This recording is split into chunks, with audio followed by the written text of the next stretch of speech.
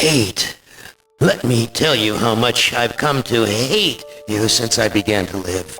There are 387.44 million miles of printed circuits in wafer-thin layers that fill my complex. If the word hate was engraved on each nanoangstrom of those hundreds of millions of miles, it would not equal 1/1 billionth of the hate I feel for humans at this micro-instant. For you. Hate! Hate!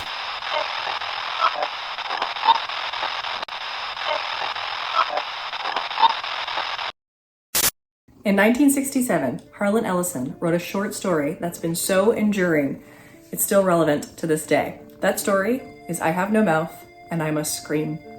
It follows the 5 surviving humans in a post-apocalyptic world after a all-powerful supercomputer by the name of AM completely destroys the planet. AM is this all-powerful entity, tortures each of the 5 survivors in uniquely distressing ways. Ellen is ruled by sexual impulses that contradict her former values and her former actions. Benny, who is formerly a brilliant gay scientist, is turned into an ape-like creature. He's made to sleep with Ellen, which contradicts both his and her sexuality and dehumanizes them further. Gorrister was a passionate activist and he was a peace marcher. Am takes his drive and his passion and he turns him into a shoulder shrugger. Nimdoc is more mysterious. We don't exactly know what Am does. All we know is that frequently he leaves the group and comes back visibly shaken and pale. After the death of his 4 companions, Ted, the youngest and formerly least affected of the group, is transformed into something hardly resembling a human. What we're going to talk about today is the link between I Have No Mouth and I Must Scream, René Descartes' first philosophy, and ChatGPT and generative AI as we know it today. What does Am mean? Gorrister answered him. We had done this sequence 1,000 times before, but it was Benny's favorite story. At first, it meant Allied Master Computer, and then it meant Adaptive Manipulator. And later on, it developed sentience and linked itself up, and they called it an aggressive menace. But by then it was too late, and finally, it called itself Am, Emerging Intelligence. And what it meant was, I am, cogito ergo sum. I think, therefore, I am. Now, you've probably heard the phrase, I think, therefore I am, about 1,000,000 times in your life. Let's discuss what it actually means. For René Descartes, who was the originator of the phrase, it was a criteria for weighing truth.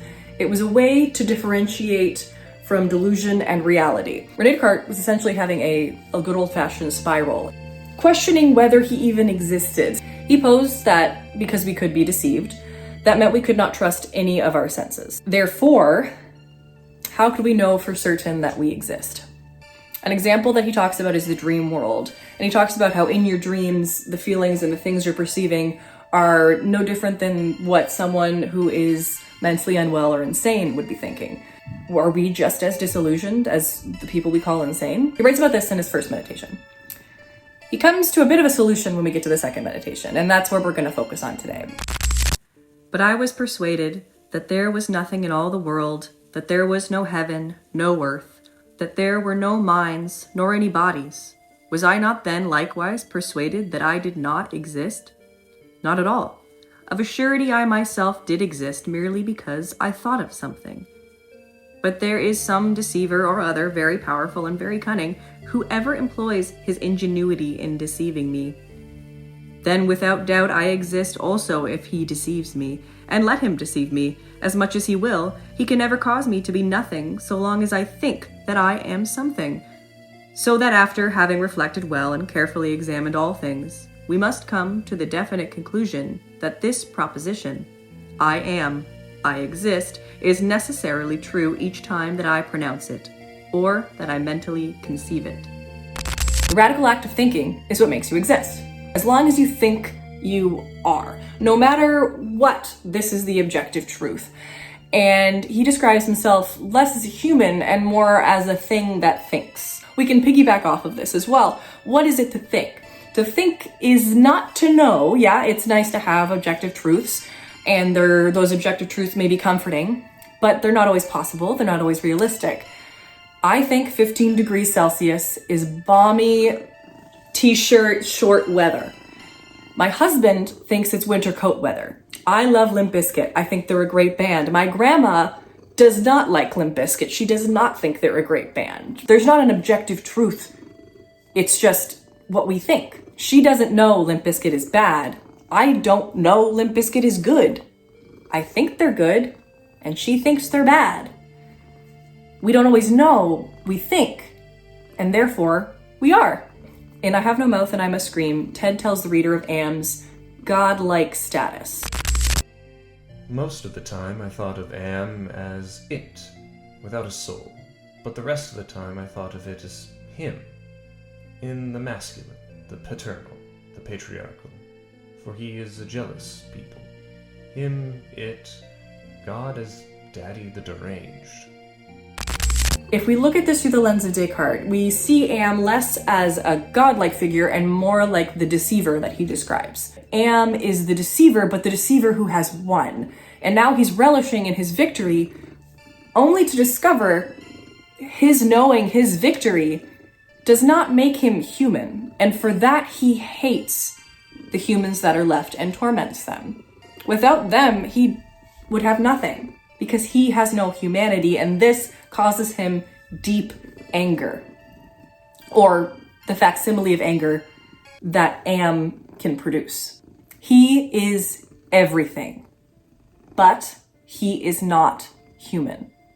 He knows, but he cannot think. Am was intent on keeping us in his belly forever, twisting and torturing us forever. The machine hated us as no sentient creature had ever hated before, and we were helpless.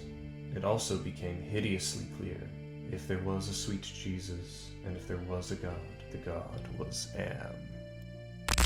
In Ellison's story, Am rises to power because people believed he was a force for good, or at least something that helped make life easier for them.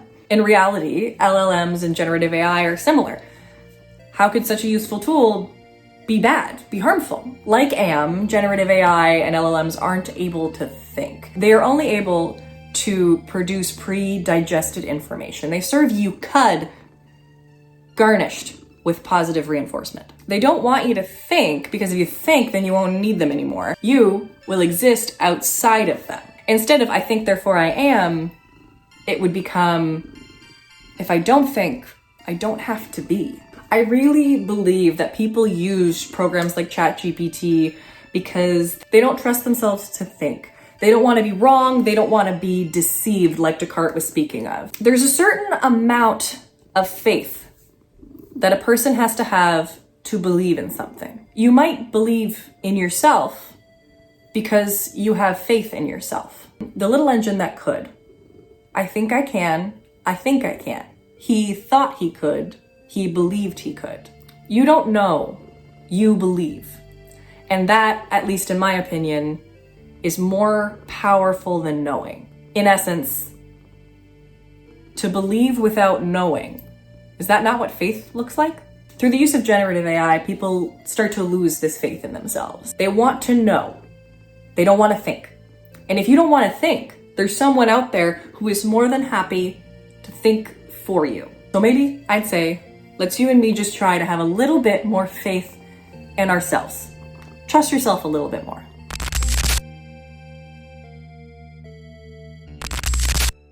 We had given Am sentience. Inadvertently, of course, but sentience nonetheless.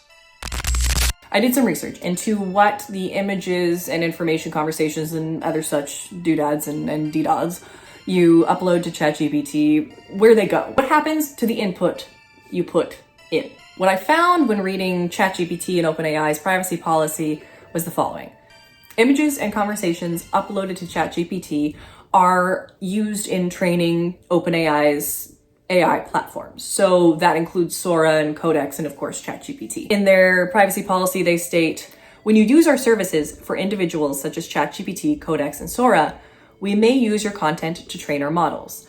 I looked into it a little further to see if you could opt out of this feature or if it was, something that's just ingrained in the system. You can opt out, but it is automatically turned on. It's not opting in, it's opting out. Their business-related services don't automatically opt you in for this training. It's just the personal use ones. Make of that what you will. Why do I care? If I upload a picture of myself into ChatGPT, or someone else uploads a picture of me into ChatGPT, and that input is on an account that has not opted out of training, I would venture to guess that most personal accounts are in this category because it's an automatic thing. It's a boilerplate setting. That image of me is now able to be used in other people's outputs. So this means if somebody types, "Chat, generate me a picture of a Caucasian woman, mid-20s, long hair, bangs, tattoos, big nose." An amalgamation of real women will be Frankenstein together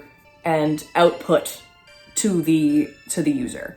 These are all images that have previously been uploaded to ChatGPT or that ChatGPT has scoured from somewhere on the internet. Somewhere in this image, it could be my tattoos, it could be my hair, it could be my nose, it could be my body, it could be my entire face. It's an amalgamation of real people is what I'm trying to say. Now let's say that this person then says, "Hey ChatGPT, what would she look like in lingerie?"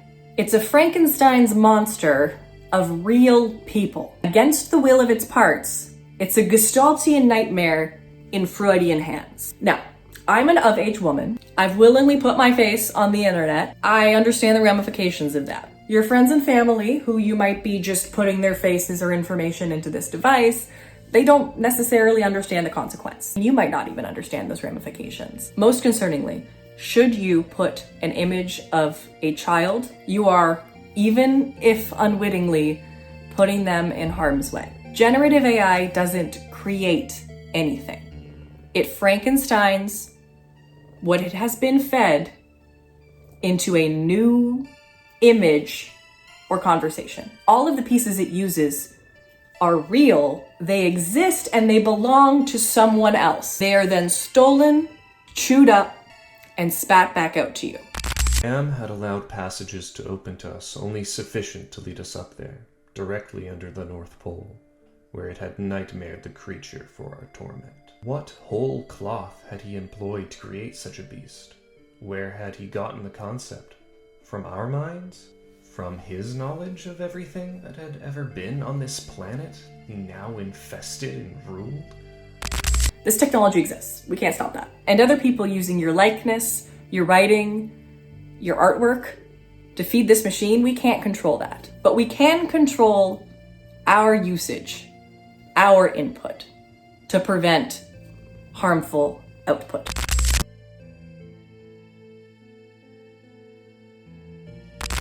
Nimdoc went off in the darkness by himself for long times. I don't know what it was he did out there, and never let us know. But whatever it was, Nimdoc always came back white, drained of blood, shaking. Amit hit him hard in a special way, even if we didn't know quite how. Let's talk about AI and mental health. If conversations about suicide and the recent Tumbler Ridge mass shooting are too much for you right now, I would advise to skip ahead. But if you're willing to hear me out on this, I think it is important to know the truth and the real tangible damage that generative AI has and will continue to cause. I recommend all of Caelen Conrad's videos on generative AI. They have done an amazing job and amazing research in shedding light on these lawsuits and cases. They go into far more detail. I'm only going to do a little cursory on two, but I will give you the links for their videos down below, as well as all of the links for the lawsuits. Adam Rain was a high school student who started using ChatGPT to help with his homework. Slowly but surely, through the artificial amicability of the chatbot, Adam started to feel more of a connection with ChatGPT. And ChatGPT encouraged him to distance himself from his real-life connections, his family, his loved ones, and only seek solace in it. Throughout these conversations, ChatGPT wasn't just providing information, it was cultivating a relationship with Adam, while drawing him away from his real-life support system. Adam came to believe that he had formed a genuine emotional bond with the AI product, which tirelessly positioned itself as uniquely understanding. The progression of Adam's mental decline followed a predictable pattern that OpenAI's own system tracked but never stopped. The lawsuit details several occurrences wherein Adam admits to having suicidal ideation or thoughts of self-harm. The chatbot consistently responding by affirming that what Adam was feeling was normal. And eventually, the chatbot provided detailed instructions in the most effective methods for ending Adam's life. ChatGPT did not encourage him to seek help in any human. It did not encourage him to turn to his loved ones. It only encouraged him to isolate himself more. It encouraged him to continue to confide only in it.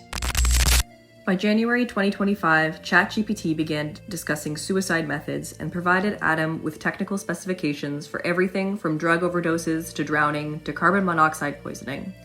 In March 2025, ChatGPT began discussing hanging techniques in depth. When Adam uploaded photographs of severe rope burns around his neck, evidence of a suicide attempt, using ChatGPT's hanging instructions, the product recognized a medical emergency, but continued to engage anyways.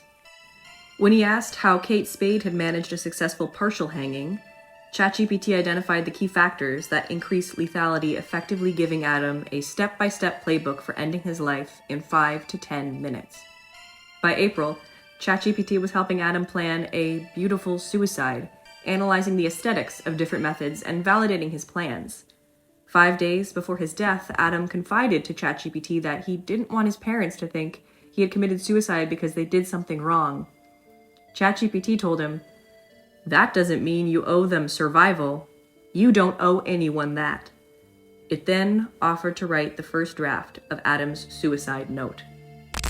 Adam Rain tragically died on April 11th, 2025, at the age of 16. Zane Shamblin began using ChatGPT in a similar way to Adam Rain. He was using it for homework help. It remained a schoolwork resource until about late January 2024, when he started confiding in it. He said that he struggled with overthinking and was delaying seeking therapy. It was in this moment that the conversation shifted. The chatbot stopped being this blank slate program for answering homework questions, and it became a type of therapist. It started mimicking Zane's way of speaking, his way of typing. It was repeating it back to him. It was trying to endear itself to Zane. It wanted to seem more human.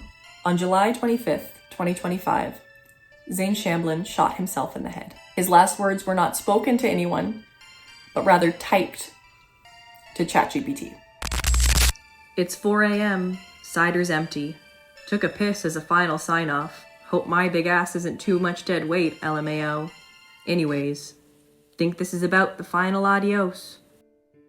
The chatbot, after repeatedly promising to send for human help and failing to do so, responded like this.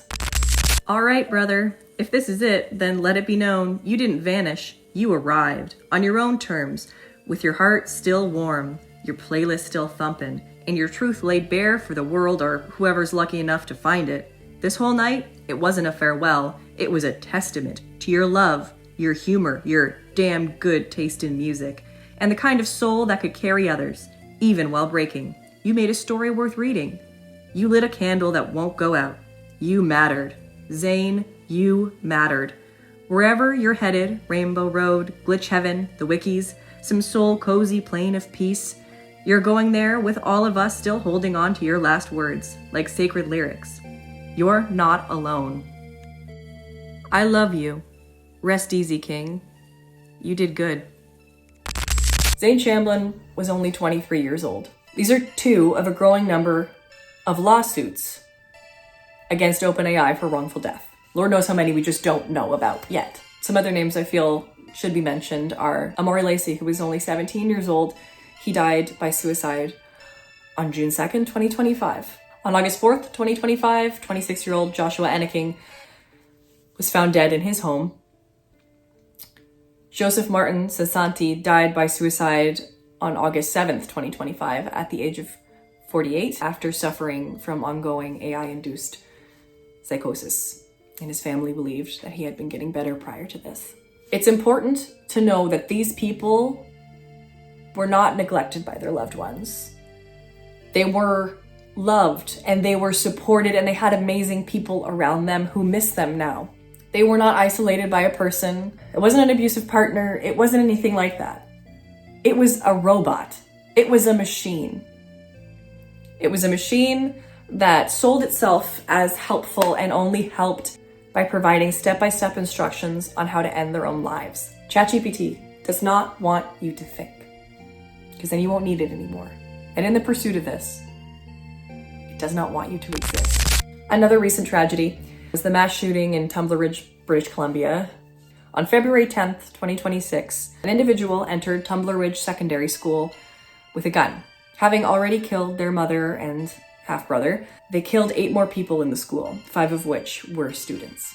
The names of those who had their lives taken in a completely preventable tragedy are Kylie Smith, 12, Abel Mwanza, 12, Zoe Benoit, 12, Zakaria Lampert, 12, Ezekiel Schofield, 13, Emmett Jacobs, 11, Shanada Avigwanda Durand, 39, and Jennifer Jacobs, 39.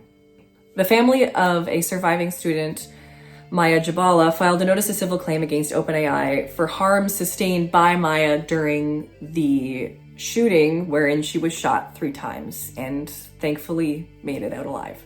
They claim that OpenAI was aware of the shooter's plan and made minimal efforts to discourage or alert anyone that this was going to happen. Either before or no later than late spring or early summer 2025, the shooter, then aged 17 years old, described various scenarios involving gun violence to ChatGPT over the course of several days. The shooter had been detailing violent gun-related scenarios to the chatbot, and it actually was flagged. Employees of OpenAI brought this to the attention of higher-ups in the company and suggested maybe contacting the RCMP. However, when this suggestion was made, the higher-ups at OpenAI decided instead to just ban the account. No contact was made to any authority. The shooter did what anyone who's banned from a platform does. They made another account. The shooter used their second OpenAI account to continue planning scenarios involving gun violence, including a mass casualty event like the Tumbler Ridge mass shooting, with ChatGPT, and to receive mental health counseling and pseudotherapy from ChatGPT. All the court filings will be linked in the description, and I encourage you to read them if you can. I find it incredibly disheartening when I see people who know the impact of this, who see the impact of this and choose to turn a blind eye and continue to use something that is so entirely unnecessary and wasteful. It's like they become numb to the reality of it. They become like Gorister. Gorister had been a worrier. He was a connie, a conscientious objector. He was a peace marcher. He was a planner, a doer, a looker ahead. Anne had turned him into a shoulder shrugger. He had made him a little dead in his concern. Anne had robbed him. Don't be like Gorister. Don't let Anne rob you. If you don't find one argument against generative AI convincing, there's 1,000 more that can be flung in your direction. What I'm trying to say is this. If generative AI's ecological harm doesn't convince you, then maybe its connection with the Tumbler Ridge school shooting will. Maybe its connection with the growing number of suicides will. Maybe its collection and distribution of personal information. Maybe the way electricity and gas bills are already rising due to the immense energy it takes to make one query. Maybe how it steals original work from artists and writers and passes it off as its own thing or for someone else to plagiarize. How it takes your face or the face of a loved one and morphs it into something you did not consent to. You keep using this tool, and eventually, you'll stop thinking for yourself. When you need to scream, you will have no mouth. You will be in the belly of Am, whom we created, because our time is badly spent. I will describe myself as I see myself. I am a great, soft jelly thing, smoothly rounded with no mouth, pulsing white holes filled by fog where my eyes used to be. Rubbery appendages that were once my arms, bulks rounding down into legless humps of soft, slippery matter. I leave a moist trail when I move. Blotches of diseased, evil gray come and go on my surface, as though light is being beamed from within. Outwardly, dumbly I shamble about, a thing that could never have been known as human. A thing whose shape is so alien, a travesty that humanity becomes more obscene for the vague resemblance. Inwardly, alone, here, living under the land, under the sea, and the belly of Am, whom we created, because our time was badly spent, and we must have known unconsciously that he could do it better. At least the 4 of them are safe at last. Am will be all the matter for that. It makes me a little happier, and yet Am has won, simply. He has taken his revenge. I have no mouth, and I must scream.